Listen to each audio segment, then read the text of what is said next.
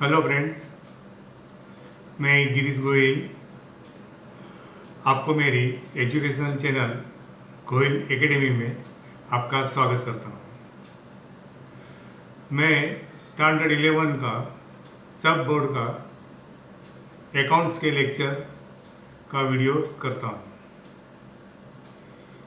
इसके पहले मेरे 5 वीडियो मैंने यूट्यूब पर अपलोड किए हुए हैं। आज का मेरा जो टॉपिक है वो है difference between expenses and purchases.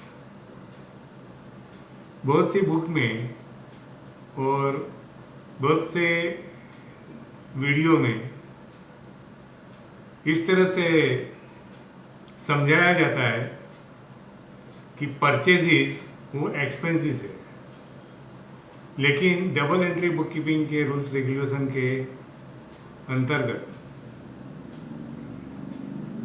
Purchases और एक्सपेंसेस में काफ़ी अंतर है।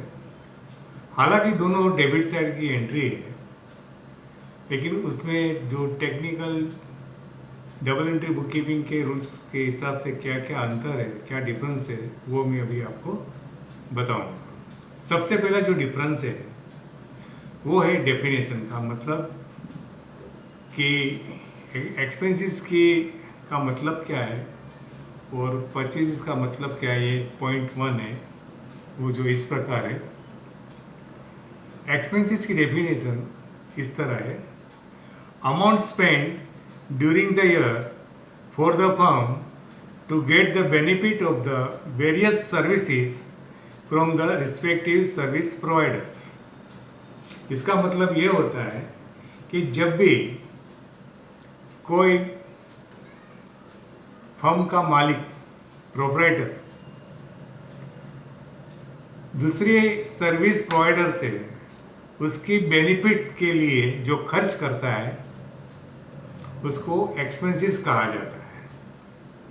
और परचेजेस की डेफिनेशन और उसका मतलब क्या है: amount spend during the year for the firm to get the goods from the various suppliers for the sale purpose.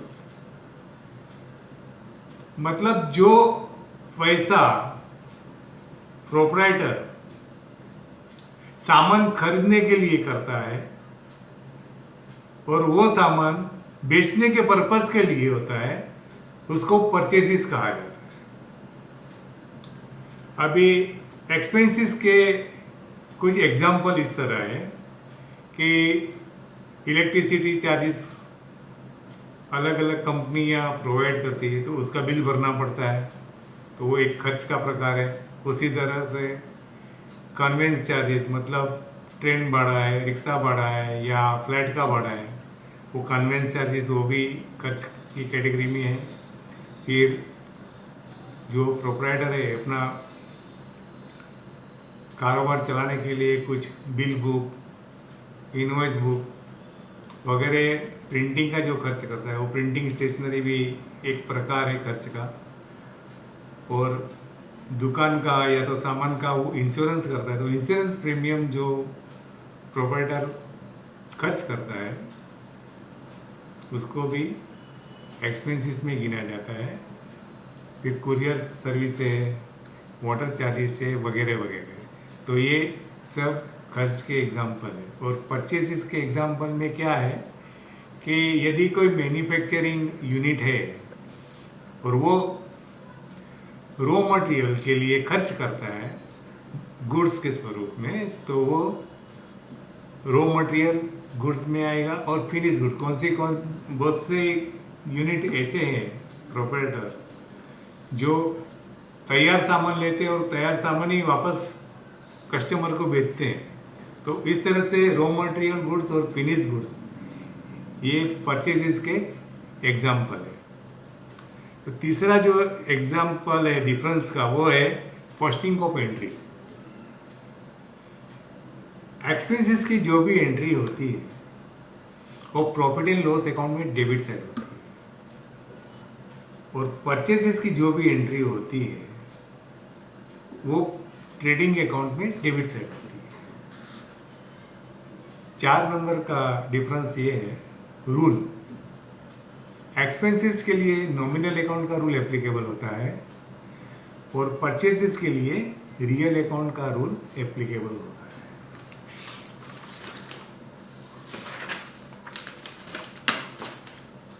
पांच नंबर का जो डिफरेंस है वो है स्टेटस ऑफ एडजस्टमेंट एंट्री।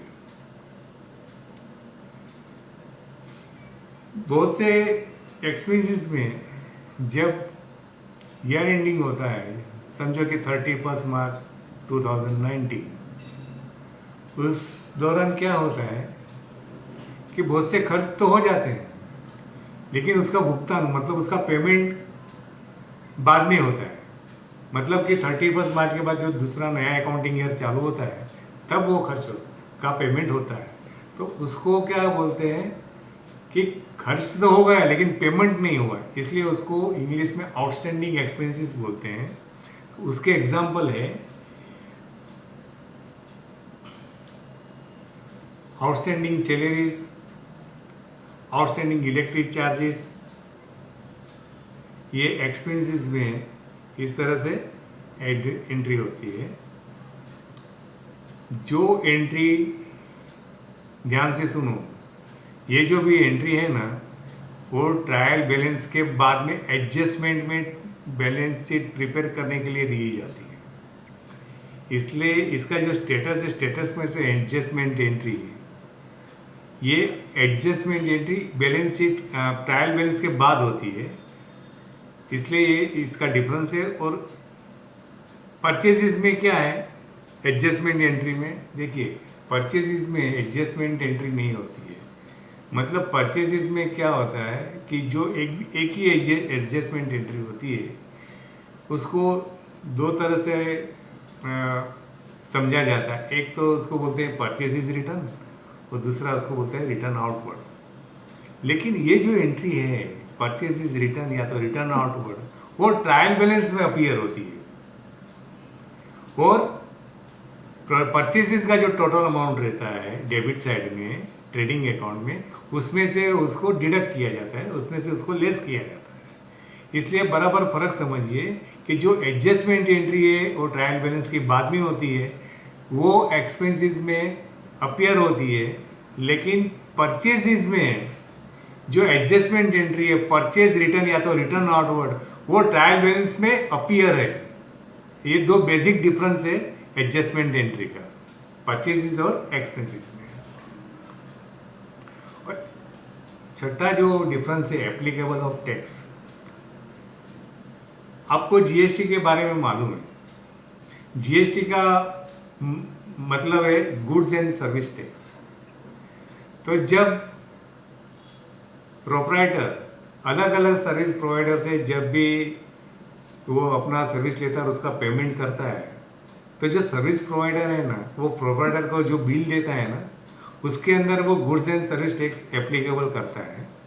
उसी तरह जब प्रोप्राइटर कुछ सामान खरीदता है तो सप्लायर भी उसको गुड्स एंड सर्विस टैक्स का चार्ज लगा के बिल बनाता है। लेकिन डिफरेंस क्या है, देखिए सर्विस प्रोवाइडर जो है वो भी गुड्स एंड सर्विस टैक्स लगा। अभी देखिए गुड्स एंड सर्विस टैक्स है फुल फॉर्म, लेकिन यहाँ सर्विस प्रोवाइडर जो गुड्स एंड सर्विस टैक्स लगाएगा वो सर्विस टैक्स के अंतर्गत लगाएगा।